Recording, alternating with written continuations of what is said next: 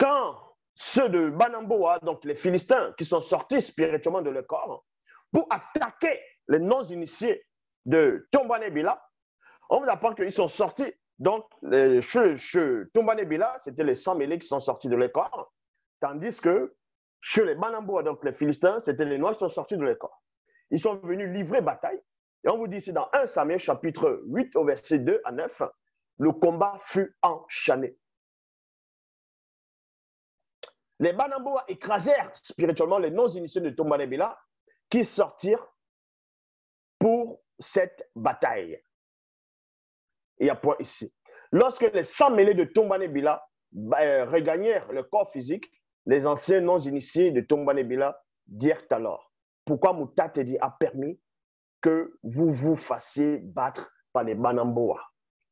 Donc, comprenez ici, les Philistins, c'était des Noirs.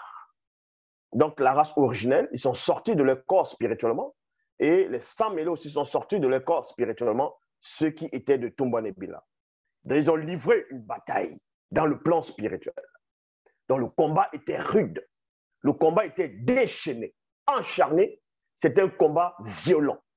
Mais ceux de Banamboa, donc les Philistins, ont pris le dessus spirituellement sur leurs adversaires, c'est-à-dire sur les adversaires, sur ceux de Tombanébila, ces non-initiés, c'est-à-dire sans mêlée.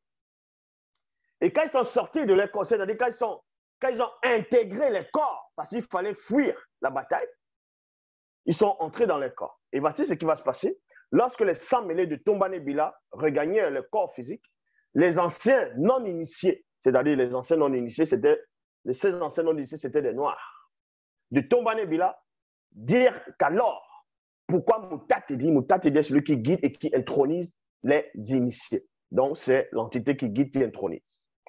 Et ces anciens, maintenant, vu que ces anciens n'étaient pas des initiés, donc il y avait des choses qui les échappaient. Écoutez très attentivement, il y avait des choses qui les échappaient parce qu'il y avait le voile comme un voile qui les empêchait de voir par-delà. Mais néanmoins, ils se sont dit entre eux, ils ont commencé à parler, ils ont commencé à cogiter et ils ont dit ceci, pourquoi Moutatedi a permis que vous vous fassiez battre par les Banamboa? Et il pose la question à ces 100 mêlés qui ont fui la bataille. Alors, allons chercher l'arche de l'alliance de Loba à Oumaoumse. Que l'entité protectrice de l'arche de l'alliance vienne au milieu de nous et nous délivrer de la domination des Banamboa. Comprenez qu'à cette époque, les non-initiés de Tombanébila étaient sous la domination des non-initiés de Banamboa, c'est-à-dire les Philistins.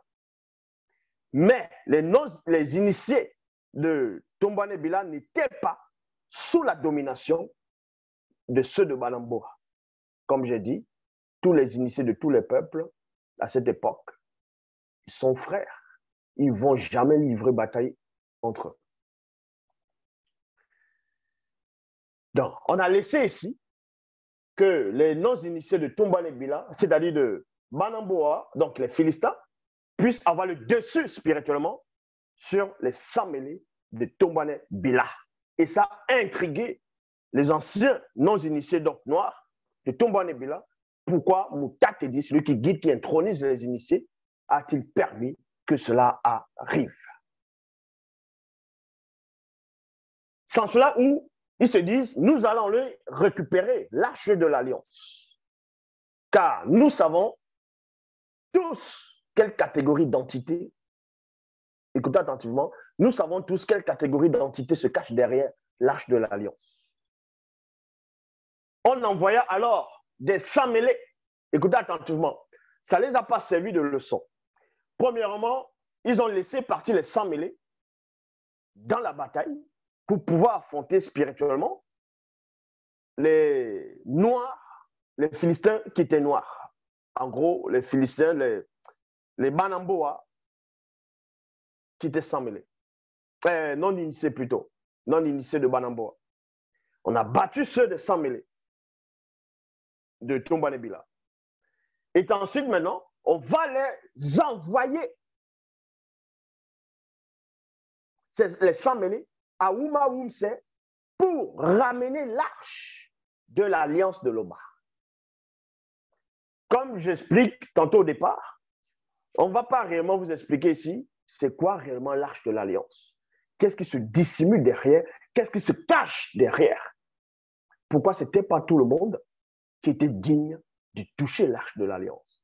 Est-ce que il y avait de l'électricité dedans? Est-ce que ça devait reconnaître uniquement les empreintes? C'était quoi l'arche de l'alliance? Est-ce que tout simplement c'était une boîte simple, un bois qu'on fabrique, on pose des tablettes ou on pose de la loi dedans et c'est tout?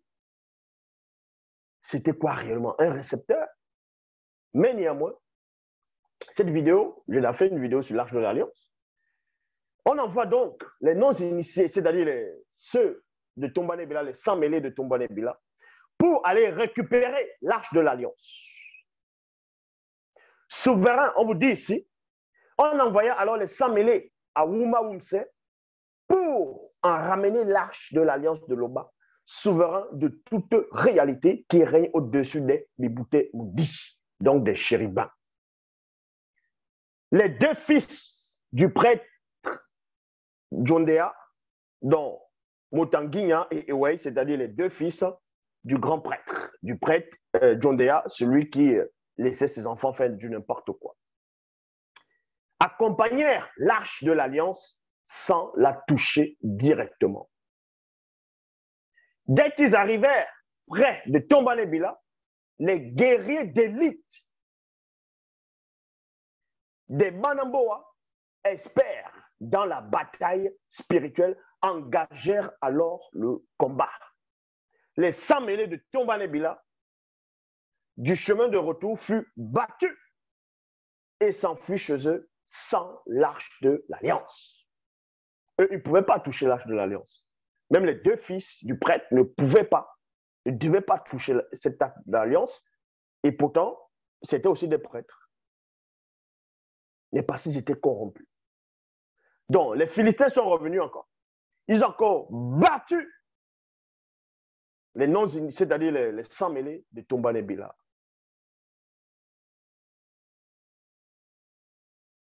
Ce fut une très lourde perte. On va dire ici, c'était une lourde